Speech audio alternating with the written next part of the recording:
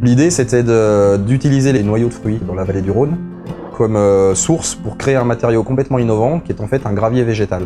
On a un process industriel sur le noyau qui est relativement important. Première étape, on le lave, ensuite on le sèche, on le casse, on le concasse, de manière à extraire l'amande, la graine qui est au milieu du noyau. Et les fragments de coque séparés passent dans un process de polissage, de manière à émousser les arêtes de cassure, ce qui rend le matériau plus doux au toucher. Le gravier végétal, il a deux utilisations.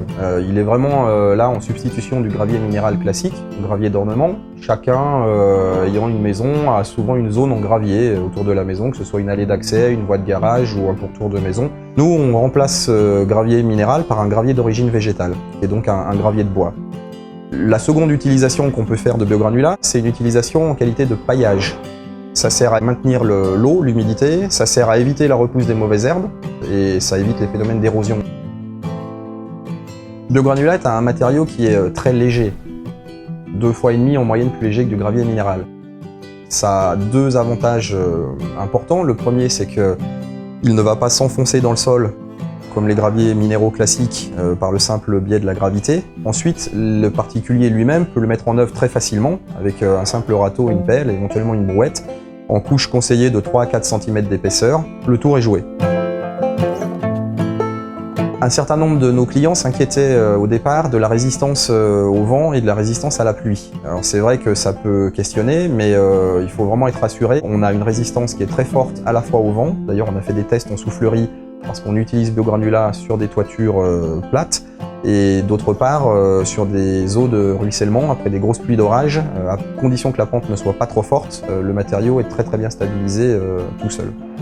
On peut circuler sur biogranulats en voiture et même en poids lourd, en gros véhicule. On peut circuler en vélo, à pied, on peut même marcher pieds nus sur le matériau biogranulat. Au bout de quelques années, il va vraiment s'arrondir et ça sera très agréable de marcher dessus. Dans la majorité des cas, tous les graviers minéraux, quand on roule dessus, quand on circule dessus ou même quand on marche dessus, on laisse des empreintes de poussière. Là, on n'en a plus du tout. On a découvert que ce matériau avait aussi des caractéristiques thermiques intéressantes puisqu'il ne capte pas le rayonnement solaire et de fait c'est un matériau qui est à température à peu près constante. Quel que soit le climat extérieur, qu'il fasse chaud ou froid, on ne va pas se brûler ou se geler les pieds en marchant dessus. Cette caractéristique de tampon thermique, elle est aussi très intéressante quand on utilise biogranulat pour des couvertures de toiture plate parce que ça fait un excellent isolant thermique. On est sur un matériau qui est complètement innovant au niveau de ses couleurs et au niveau de sa texture.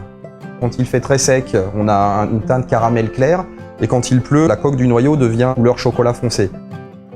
Tous ces avantages n'auraient pas beaucoup de sens si biogranulat n'était pas un matériau particulièrement durable.